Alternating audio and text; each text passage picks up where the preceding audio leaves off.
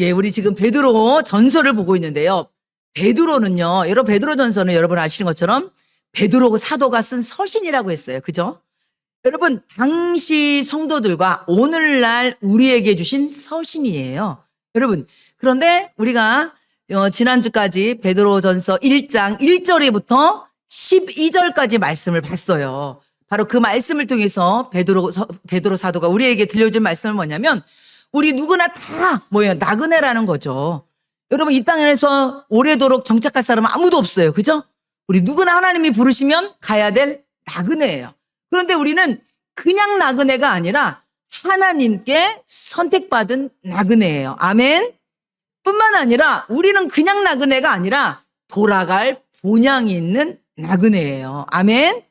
베드로 사도가 우리에게 그 얘기를 하는 거예요. 뿐만 아니라 우리 베드로전서 1장 3절에 보면 베드로 사도가 하나님을 찬양하자고 합니다. 그러면서 하나님을 찬양할 이유를 세 가지를 얘기하는데 첫 번째는 뭐냐면 우리가 왜 하나님을 찬양해야 되느냐? 하나님이 우리를 거듭나게 하셨기 때문에 하나님을 찬양한다고 했습니다.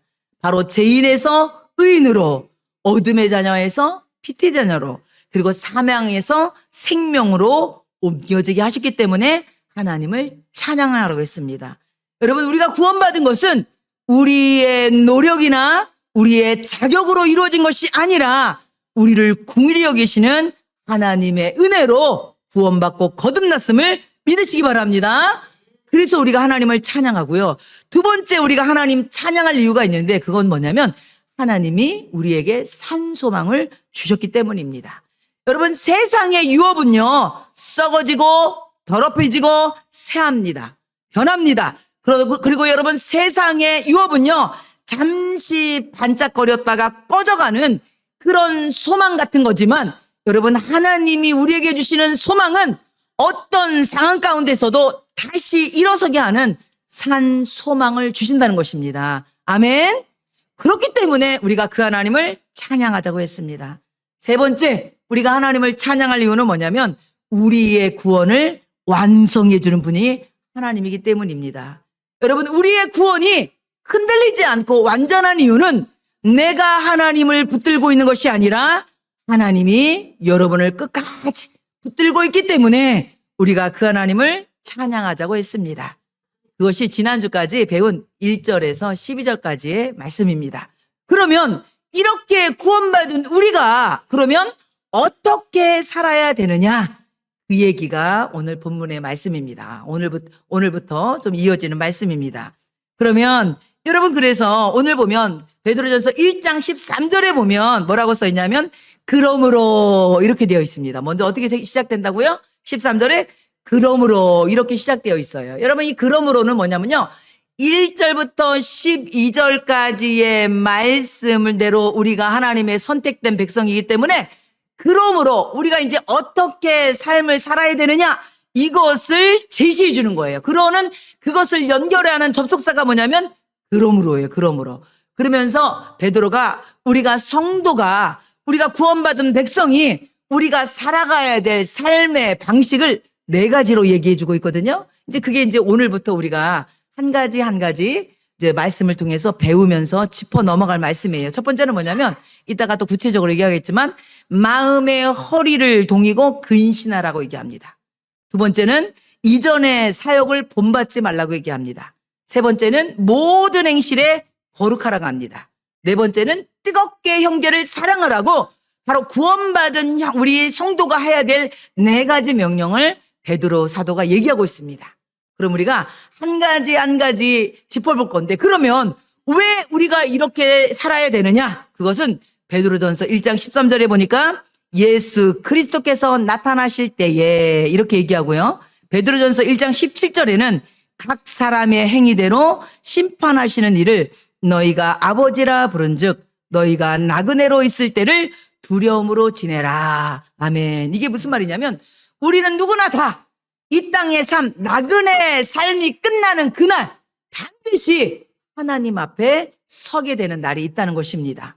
바로 하나님은요, 우리를 사랑으로 품으시는 아버지도 되시지만 동시에 세상을 공의롭게 심판하시는 심판주도 되신다는 것입니다. 그렇기 때문에 우리가 하나님 앞에 서는 그날을 준비하며 살아야 된다는 것입니다. 그래서 17절은 이렇게 얘기합니다. 너희가 나그네로 있을 때에 두려움으로 지내라 그랬습니다.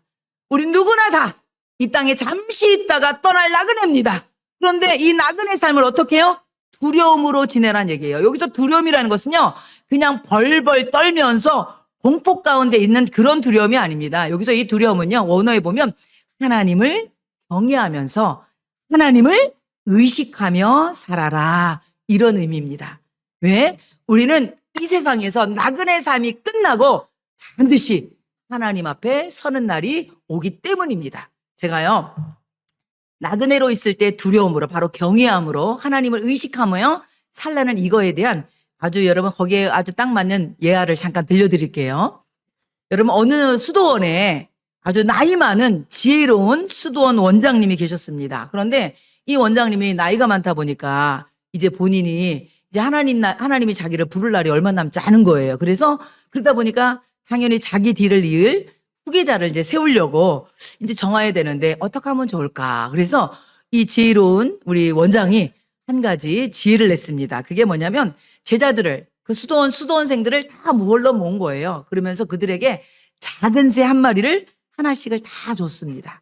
그러면서 한 가지 조건을 내밀었어요. 뭐라고 하냐면 이 새를 아무도 사람이 보이지 않는 데서 해질 때까지 그 새를 죽여오라고 했습니다. 그런데 절대 단 하나 조건은 뭐냐면 절대도 아무도 보지 않는 그곳에서 죽여갖고 오라고 얘기했습니다. 미션은 저녁 때까지. 저녁이 되었습니다. 모두들 그 산새를 줬는데 모두들 자기 손에 보니까 죽은 새들을 한 마리씩 들고 다 나타났습니다. 그런데 오직 한 사람만 죽이지 못한 새를 들고 온 겁니다. 그래서 원장 수도사님이 그 수도사가 물어본 거예요. 어찌하여 자네는 그 새를 죽이지 못하고 가져왔는가? 이렇게 물어봤어요. 그랬더니 이 수도사가 뭐라고 했냐면 원장님께서 아무도 보이지 않는 곳에서 새를 죽이라고 했는데 그런데 아무리 조용하고 아무도 없는 것을 찾아보았지만 어디를 가든지 하나님이 보고 계셔서 새를 죽일 수가 없었습니다. 이렇게 얘기했답니다. 그래서 원장님은 그 사람을 후계자로 삼았다는 것입니다. 여러분 이게 바로 하나님 앞에 살아가는 존재입니다. 성도 여러분, 하나님은 영이셔서 보이지 않지만 여러분을 보고 계신다는 그런 신전 의식을 가지고 성도는 살아야 된다는 것입니다. 우리가 이런 신전 의식이 없기 때문에 죄를 지어도 두려움 없이 사는 거예요, 우리가. 하나님이 보고 계신다면 여러분 우리가 함부로 행동하지 않겠죠. 그렇죠? 그런데 우리는 여러분 하나님이 보고 계신다는 것을 의식하지 못하고 사는 거예요. 근데 하나님이 보고 계신다는 걸 의식하고 산 사람이 대표적인 사람이 누구냐? 요셉이에요, 요셉. 창세기 39장에 보면 집안에 아무도 없었어요. 근데 요셉이 잘생겼거든요. 그런데 그 집안의 주인인 보디발 장군의 아내가 요셉이 아주 잘생긴 아주 젊은 청년이니까 집안에 아무도 없으니까 이 청년을 유혹한 거예요. 근데 요셉은요, 하나님을 아주 잘 믿었거든요. 요셉이 뭐라고 합니까? 마님, 안 됩니다. 이러시면 안 됩니다. 왜 그러냐면 나는 하나님 앞에 죄를 지을 수가 없습니다. 지금 이것을 하나님이 보고 계신다는 거예요. 지금 집에 아무도 없는 것 같지만 내 행동을 보고 계신다는 거예요. 그래서 저는 죄를 지을 수가 없습니다. 여러분 요셉이 아주 대표적인 신전 의식의 신앙을 갖고 있는 사람입니다. 성도 여러분, 우리도요 살아가면서 집안에 나 혼자 있거나 여러분 혼자 있을지라도 나 혼자 있는 게 아니에요. 하나님이 여러분을 보고 계세요. 아멘. 여러분 그랬을 때에 우리의 삶이 달라질 수 있는 것입니다. 그래서 오늘 베드로는 하나님이 우리를 보고 계시기 때문에 우리가 그러면 어떤 모습으로 살아가야 되느냐? 여러분 제가 오늘 말씀을 통해서 한 3가지로 오늘 말씀을 전하려고 합니다. 첫 번째는 뭐냐면 마음의 허리를 동이고 근신하고 살라고 말씀하고 있습니다. 여러분 베드로전서 1장 13절 말씀입니다. 그러므로 너의 마음의 허리를 동이고 근신하여 예수 그리스도께서 나타나실 때에 바로 예수님이 오실 때 너희에게 가져다 주실 은혜를 온전히 바랄지어다. 아멘. 여러분 이게 무슨 말이냐면 마음의 여러분 허리를 동이라 이랬는데요. 여러분 이거는요 당시 사람들의 생활 모습에서 나온 표현입니다. 여러분 아시는 것지만 우리가 이렇게 성경 영화나 이런 거 보면 알겠지만 여러분 이스라엘 사람들은 옷이 어떤 옷이에요? 통옷이잖아요. 치렁치렁하잖아요. 그러니까 여러분 평소에는 편하지만 이 옷을 입고요 일을 하거나 달리거나 아니면 남자들 같은 경우는 어떤 전쟁에 나거나 이러면요 되게 고추장스럽거든요. 그러니까 어떻게 해요? 이거를 허리를 갖다가 동여매는 거예요. 여러분 이 허리를 동인다는 말은 뭐냐면 준비하는 자세, 바로 긴장의 자세, 행동할 태세를 갖추는 자세예요. 그런데 베드로는 여기에 보니까 몸의 허리를 동이라고자 하지 않고 어디에 허리를 동이라고 했어요? 마음의 허리를 동이라고 한 거예요. 여러분 이게 무슨 말이냐면 우리의 흐트러지고 느슨해진 우리의 신앙의 자세를 다시 한번 추스리라는 거예요. 여러분 우리도 얼마든지 신앙생활 하면서 우리가 해이해지거나 안이해지거나 여러분 느슨해질 수 있잖아요. 우리 신앙이. 그러지 말라는 거예요. 우리가 하나님 앞에 믿음 생활할 때 정말 마음의 허리를 추스려 갖고서 느슨해졌던 그 신앙의 다세를 다시 한번 추시라는 겁니다. 그리고 여기 보니까 근신하여 이런 말이 나왔죠. 여러분 이 근신이라는 것은 근심이 아니에요. 이거는 원래 원하는 뭐냐면 술에 취하지 않는 상태. 다른 말로 얘기하면요. 세상에 취하지 말라는 거예요. 여러분 내일에 바빠서 취해서 하나님 앞에 주님 앞에 나오는 것을 등한시하지 말라는 거예요. 여러분 우리는 진정으로 무엇에 취하고 살아가느냐는 얘기예요. 여러분 세상의 염려에 근심에 취하고 사는지 아니면 세상의 쾌락과 안일함에 취하고 사는지 무엇에 집중하고 사느냐 그거 물어보는 거예요. 지금 너희가 지금 집중하는 게 뭐냐. 우선순위가 바뀌지 말라 그거예요. 하나님께서는요 장차 우리가 이 땅에 나그네 삶을 살아가면서 정말 우리가 집중해야 될 건 뭐냐면 하나님 중심, 신앙 중심, 믿음의 중심으로 살라 그 얘기를 하시는 겁니다. 그래서 여러분 베드로전서 5장 8절 9절에는 이렇게 말씀하십니다. 근신하여 깨어라 너희 대적 마귀가 우는 사자같이 두루다니며 삼킬 자를 찾나니 너희의 믿음을 어떻게 하래요? 어떻게 해요? 굳건하게 하여 그를 대적하라. 우리의 믿음을 굳건하게 하래요. 사랑하는 성도 여러분 우리 굳건한 믿음 됩시다. 여러분 신앙의 연륜이 중요한 게 아니라 오늘 믿어도 지금 믿어도 내가 하나님 앞에 갈 것이다. 여러분 하나님 앞에 안 갈 사람 있어요 여기? 그러니까 이 땅에 살면서 흔들리지 않는 하나님 중심의 믿음으로 살아가라 이 말씀하시는 겁니다.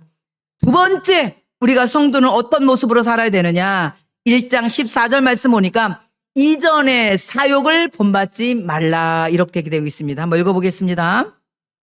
1장 14절 너희가 순종하는 자식처럼 전에 알지 못할 때에 따르던 너희의 사욕을 본받지 말고 아멘. 이게 무슨 말입니까? 우리가요 예수님 믿을 때랑요 예수님 믿지 않을 때 하고요 우리의 가치관이 달라집니다. 여러분 예수님 믿지 않을 때는요 모든 가치관이 나야 나. 내 가치관, 내 생각. 여러분 이것이 우선이었지만 여러분 예수님을 믿는 그 순간부터 여러분 주인이 바뀌어요. 이제는 주님의 가치관으로 믿음의 가치관으로 신앙의 가치관으로 바뀌어요. 그런데 예전에 주님을 알지 못할 때는 우리의 가치관은 어떤 가치관이냐면요. 사욕을 따르는 가치관이었대요. 사욕이 뭐예요? 여러분 여기 말씀해 보니까 욕심, 탐심, 통제되지 않는 욕망. 여러분 이것이 사욕입니다. 여러분 우리 누구나 다 욕심 없는 사람이 어디 있어요. 여러분 모든 인생은 다 욕심이 있어요. 그런데 여러분 이 욕심에는요 끝이 있어요 없어요? 끝이 없어요.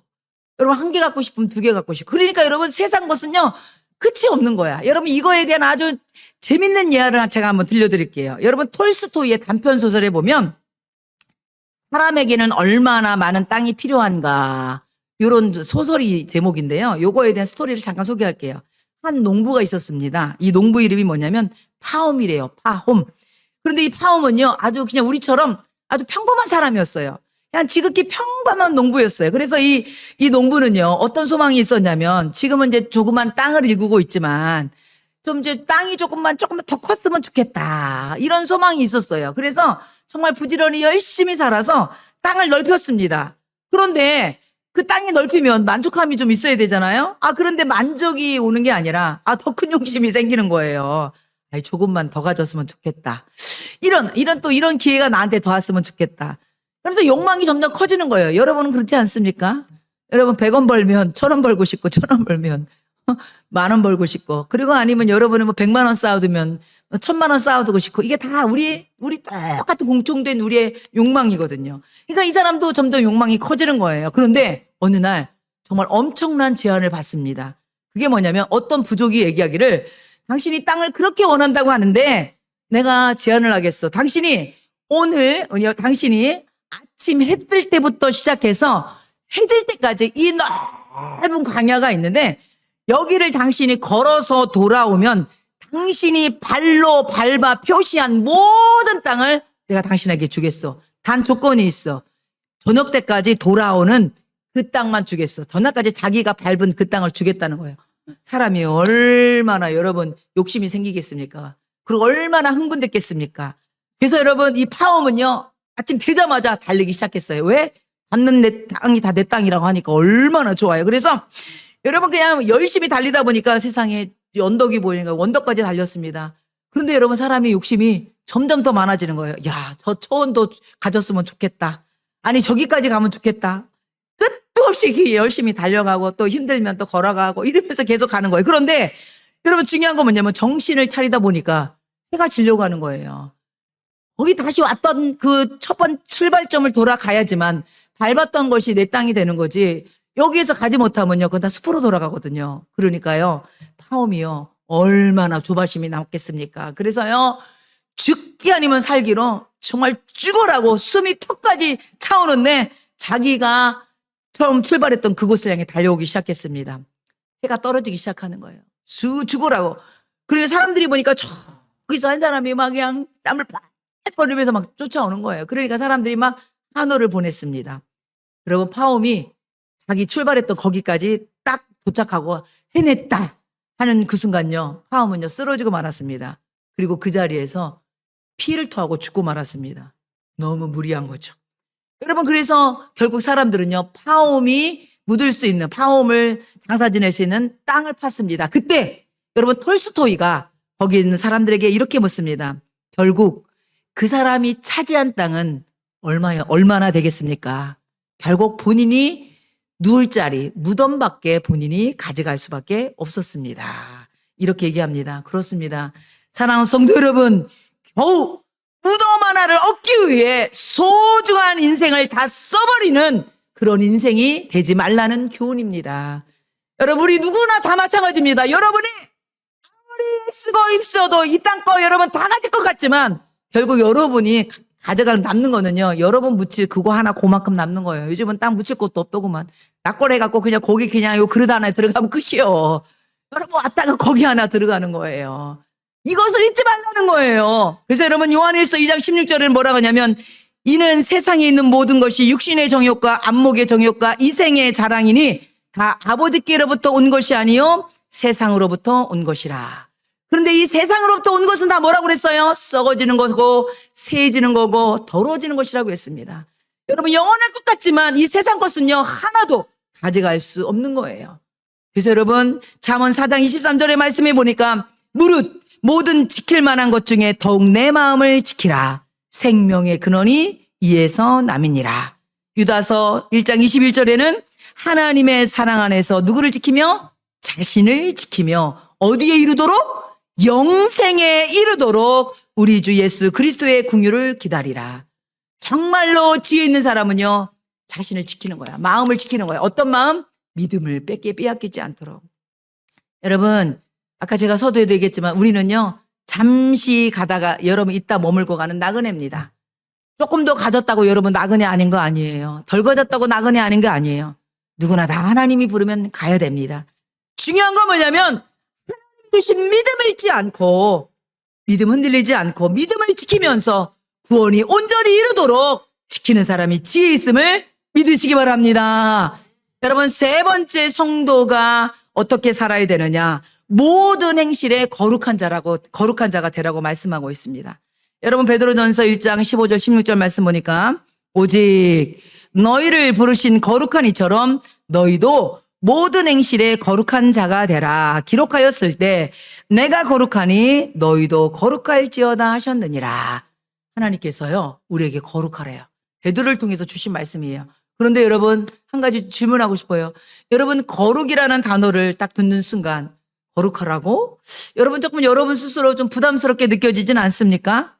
나는 부족한 사람인데 특별히 거룩하다는 것은 특별한 사람만 거룩한 건 아닌가? 왠지 거룩이란 단어가 나랑은 좀 거리가 멀게처럼 느껴지지는 않습니까? 그런데 그렇지 않아요. 여러분 오늘 이 시간 여기 말씀에 내가 거룩하니 너희도 거룩할지다 말씀하실 때 이 부분에 대해서 제가 여러분에게 아주 쉽게 설명해 줄 테니까 여러분 이 말씀을 들으면 거룩이라는 것이 단지 부담스러운 단어가 아니구나. 나랑 거리가 먼 단위가 아니구나. 이것을 알게 됩니다. 여러분 거룩이라는 단어가 히브리어는요. 카도시 다른 말로 여러분 구별되다 분리되다 이런 뜻이 있어요. 헬라어는요. 하기오스로 성별되다 하나님께 바쳐지다 이런 뜻이 있어요. 여기 성경에서 말하는 거룩은요. 우리가 생각하는 도덕적인 완벽해지는 것을 얘기하는 것이 아닙니다. 성경에서 얘기하는 거룩은요. 하나님께 바쳐진 것을 의미하는 것이 더 강합니다. 그래서 여러분 거룩은요. 단순히 깨끗하게 행동하는 것을 넘어서 하나님께 속한 존재로 살아가는 것이 거룩입니다. 아주 여러분 아주 기가 막힌 예가 있습니다. 그게 어디 나오냐면 출애굽기 30장 29절 30절에 보면 성막의 기구들이 나오거든요. 제가 한번 읽어볼게요. 그것들을 지극히 거룩한 것으로 구별하라. 이곳에 접촉하는 것은 모두 거룩하리라. 너는 아론과 그의 아들들에게 기름을 발라 그들을 거룩하게 하고. 아멘. 여러분 이게 무슨 말이냐면 당시에 성소에 들어가는 집기들이거든요. 여기 성소에 들어가면요. 촛대, 떡상, 제단 이런 것들이 들어가요. 그런데 오늘 말씀해 보니까 이런 것을 거룩하게 구별하라고 했거든요. 근데 이것이 특별해서 거룩하게 해서 구별하는 것이 아니라 그것들이 거룩한 이유가 있어요. 그게 뭐냐면 하나님께 드려졌기 때문에 거룩하다는 거예요. 마찬가지로 아론과 그의 아들들은 제사장들이거든요. 대제사장. 이 사람들도 특별한 사람이라 그들이 거룩한 게 아니라 그들을 하나님께서 기름 발라 세우셨기 때문에 그들이 거룩하다는 얘기입니다. 한 가지 더 보면 출애굽기 40장 9절 10절 말씀 보면 또 간유를 가져다가 성막과 그 안에 있는 모든 것에 발라 그것과 모든 기구를 거룩하게 하라. 그것이 거룩하리라. 너는 또 번제단과 그 모든 기구에 발라 그 안을 거룩하게 하라. 그 제단이 지극히 거룩하리라. 아멘. 다시 말씀드리면 바로 성소에 쓰던 물건들이 정말 특별하게 만들어져서 거룩한 게 아니라 하나님께 드려짐으로 거룩하게 된다는 것입니다. 다시 말해서 이것을 성도하게 적용한다면 우리가 선하고 우리가 인품이 훌륭해서 거룩하게 되는 것이 아니라 성막의 기구가 하나님께 드려짐으로 거룩하게 되는 것처럼 여러분이 하나님의 백성이 되는 그 순간 여러분요 거룩한 사람이 되는 거예요. 하나님이 그렇게 구별했다는 거예요. 그래서 여러분 거룩은요 완벽함이 아니라 소속의 문제예요. 하나님의 것이 됨으로써 여러분이 거룩게 됐다는 거예요. 그것이 베드로전서 2장 9절 말씀입니다. 우리 다음 주에도 다시 볼 말씀이지만 보세요. 너희는 택하신 족속이요 왕 같은 제사장들이요 어떤 거래요? 거룩한 나라예요. 우리가 그러면서 그의 소유된 백성이니 이는 너희를 어두운 데서 불러내어 그의 기이한 빛에 들어가 계신 이후에 아름다운 덕을 선포하게 하려 하심이라. 그렇습니다. 사랑하는 성도 여러분, 우리가 예수님을 믿는 순간 여러분은 하나님의 거룩한 자녀로 구별됨을 믿으시기 바랍니다. 그래서 이거를요 칭이라고 하는 거예요. 칭이. 여전히 내 생각에는 나는 거룩하지 않은 것 같고 나는 여전히 부족한 사람 같은데 하나님이 어떻게 하는 거예요? 예수님 때문에 너는 거룩해. 너는 구별되었어. 이렇게 하나님께서 우리를 그렇게 구별시켜 놓는다는 거예요. 이게 거룩하다는 것입니다. 여러분은 거룩한 하나님 백성인 걸 믿으십니까? 그렇습니다. 여러분 거룩은요 우리가 거룩하게 살아서 거룩한 사람이 된 것이 아니라 하나님의 백성인 거룩한 사람이기에 거룩하게 살아가심을 믿으시기 바랍니다. 특별히 여러분 꼭 기억할 게 있어요. 여러분 보세요. 우리가 하나님 앞에서요.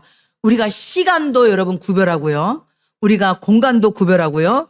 물질도 구별하며 삽니다. 그게 뭐냐면 여러분 시간의 구별은 뭐예요? 주일이잖아, 주일. 여러분 똑같은 날이에요. 중요하지 않은 날이 어디 있어요? 그런데 주일은 뭐예요? 하나님이 십계명에도 안식일을 기억하여 거룩히 지키라고 했거든요. 이거 뭐냐면 같은 날이지만 여러분 세상 사람들을 볼 때는요 주일이나 월요일이나 화요일이나 뭐가 뭐 달라? 그런데 성경에 보니까 그날은요 하나님께 드려진 날이라는 거예요. 주일날은. 그래서 거룩하다는 거야. 네? 그래서 우리가 이 주일날은요 이 6일 동안은 여러분 마음대로 열심히 세상에서 살지만 이날만큼은요 하나님 앞에 드려진 날이기 때문에 주님 앞에 나와서 예배를 드려야 된다는 거예요. 그래서 여러분이 하나님 앞에 지금 시간을 내서 드리는 이 시간, 이 주일은요 하나님께 거룩하게 드려진다는 거예요. 여러분 이 성전도 마찬가지예요. 여러분 여기가 교회가 아니고 다른 건물이어 보세요. 이게 거룩한 건물로 여러분 구별되겠습니까? 그렇지 않잖아요. 여기가 교회가 오므로 여기서 예배드리는 장소가 됨으로 인해서 이 장소가 어떤 장소로 드려지는 거예요? 거룩한 장소로. 하나님께 드려졌기 때문에. 여러분 마찬가지 물질도 마찬가지예요. 여러분 똑같은 돈이지만 이것이 여러분 하나님께 드려짐으로 이렇게 거룩한 예물이 되는 거야. 예? 거룩한 예물이 되는 거예요. 그래서 여러분 기억하시기 바랍니다. 하나님께 드려질 때 그것이 구별되고 그것이 거룩하게 된다는 것을 여러분 꼭 기억하시기 바랍니다. 그래서 여러분 물질도 그리고 여러분 시간도 그리고 여러분 주일 성수하는 것도 이게 뭐예요? 다 하나님께 드려지는 거야. 그래서 여러분이 오늘 여러분이 이 거룩한 장소에 이 시간을 드리는 거잖아요.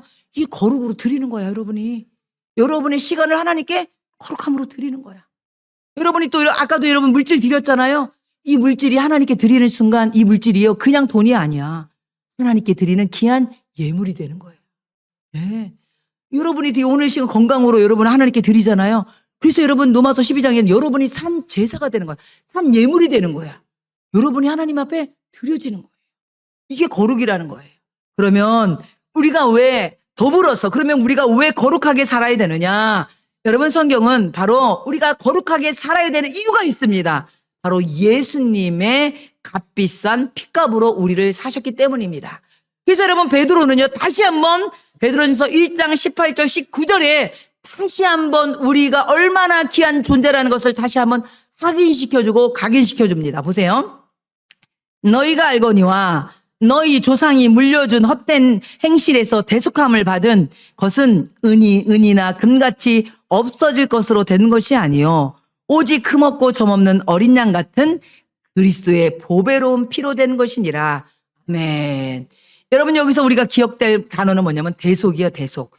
대속은 뭐냐면요. 여러분 당시에 전쟁 포로나 노예들을 자유롭게 풀어주기 위해서는요. 몸값을 지불했거든요. 바로 이 몸값을 지불하는 게 대속이에요.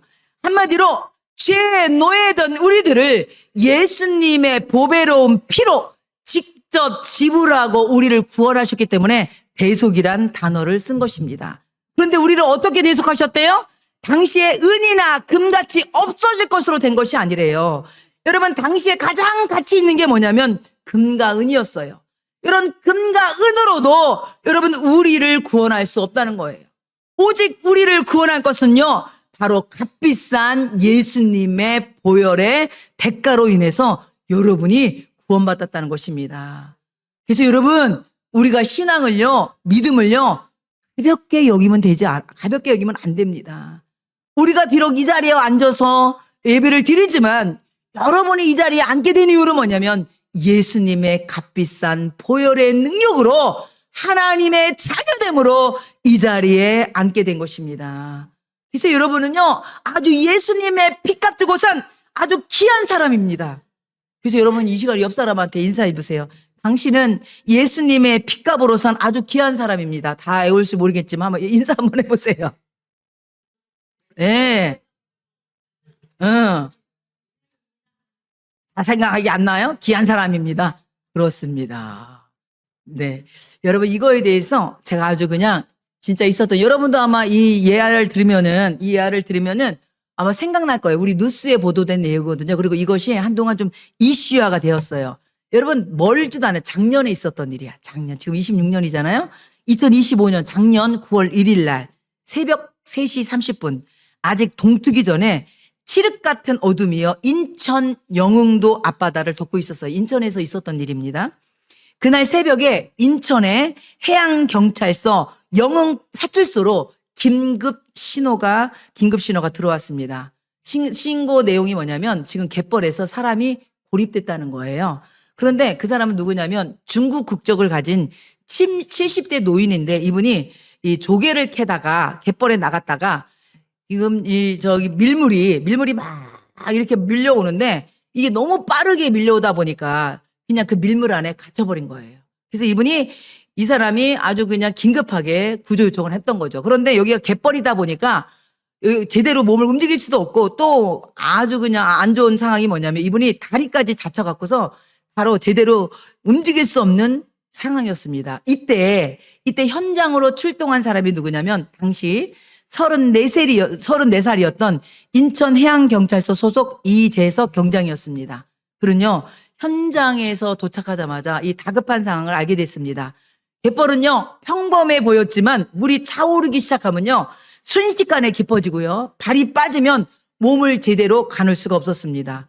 이 노인은요, 이미 극도의 공포심에 떨고 있었고, 발도 다쳐갖고 제대로 설 수도 없는 상황이었어요. 밀물은 계속 차오르고 있었고, 그때 이재석 경장은요, 자기가 입고 있던 구명조끼를 벗어갖고서 그 노인에게 입혀줍니다. 그리고 거센 물살을 헤집고 중심을 잡으면서 비틀거리면서 노인과 함께 빠져나오려고 했는데 그러면서 계속 무전을 친 거죠. 그리고 상공에는 비행 중인 드론을 향해서 계속 양손에 원을 그리면서 신호를 보냈습니다. 그런데 이 밀물이요 너무 생각보다 빠르게 들어와서 결국은 밀물을 헤치고 나오다가 이재석 경장은요 실종되고 말았어요. 그리고 이 이재석 경장은요 6시간 뒤에 약 1.4km 떨어진 곳의 해상에서 발견되었습니다. 병원으로 급히 이송했지만 끝내 숨지고 말았습니다. 그리고 반면에 그 자신의 조끼를 입혀준 그 노인은요 헬기에 의해 구조되고 생명에는 지장이 없던 뉴스를 여러분 아마 본 사람도 아마 있을 겁니다. 성도 여러분 한번 바꿔 생각해 봅시다. 여러분 이런 어려운 상황 가운데 누군가 여러분에게 자신의 구명조끼를 여러분에게 벗어주고 그 사람은 생명을 잃었다고 생각해 보세요.